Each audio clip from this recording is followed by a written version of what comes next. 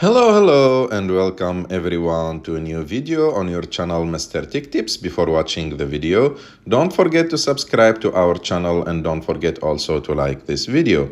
In today's video, I will show you how to record screen on iPhone with iOS 26. So to do this, it's so simple. You have just to swipe down from the top of the screen like this.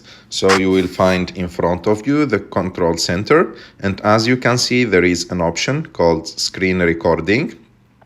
As you can see, I'm already using it now to record my screen. You have just to click on it, and like that you will begin recording your screen. I hope that you like this video. If you like this video, don't forget to subscribe to our channel. Don't forget also to like this video. And also, if you have any question, you can put it in the comment section of the video, and I will be sure to make a video about it and answer your question. And at the end, I will tell you, see you in the next video.